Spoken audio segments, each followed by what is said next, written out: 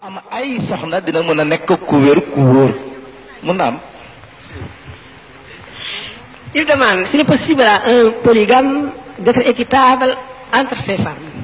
Il est bien possible, mais remarquez que tout d'abord, la polygamie n'est pas obligatoire, n'est pas imposée par l'islam. L'islam n'a fait que tolérer. Et c'était dans une société très différente, foncièrement différente de la nôtre. Et que c'est laissé à la discrétion de l'individu. Seulement, il y a des conditions. Il faut que l'homme soit à même de remplir ces conditions, c'est-à-dire la ration alimentaire, le logement, et puis l'habillement, l'honneur et la présence.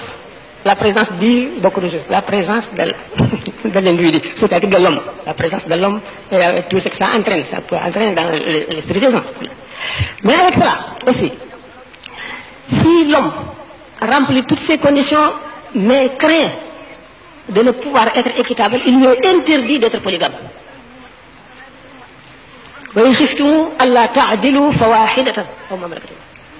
Si vous craignez de ne pas être équitable envers elle, cantonnez-vous à une seule femme. C'est le Coran. Mais l'islam, toujours dans sa lucidité, envisage tous les cas. Il est pénétré de cette réalité que les hommes ne sont pas égaux. Les situations et les cas. C'est pourquoi il tolère certaines choses, peut-être avec regret, mais il tient compte de la condition humaine. Actuellement, dans notre temps, il y a des pays où la polygamie est un bienfait social. Mais envisagez le cas d'un village ou d'une ville, d'un pays où les femmes sont beaucoup plus nombreuses que les hommes.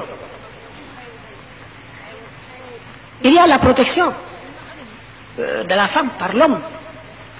Il y a aussi le fait de pouvoir à ses besoins. Les besoins de la femme. La femme ne peut pas se nourrir. On en trouve dans certaines localités, dans la brousse, on en trouve. Ces femmes souffrent de ne pas être épousées.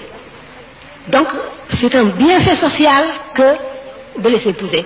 C'est pourquoi ils acceptent, non seulement ils acceptent, mais elles souhaitent être mariées même si elles sont quatrième ou troisième.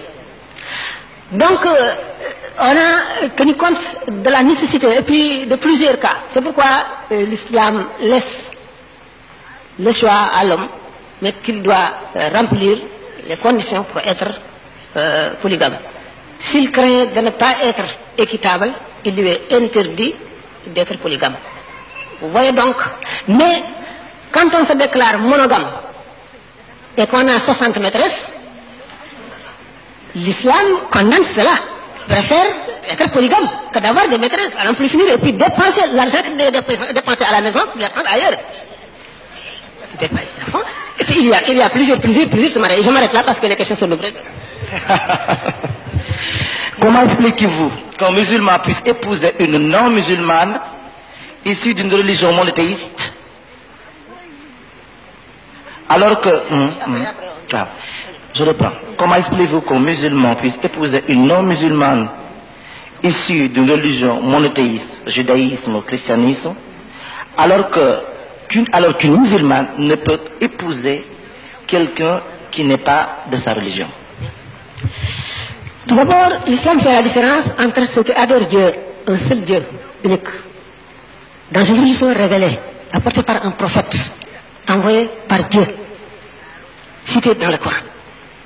Il y a donc une valeur entre celui qui professe une religion révélée et un athée ou un animiste. Donc il y a ces classes en considération. Évidemment, les droits sont les mêmes. On respecte leurs droits, leurs biens, leurs honneurs et tout, mais on les classe comme ça.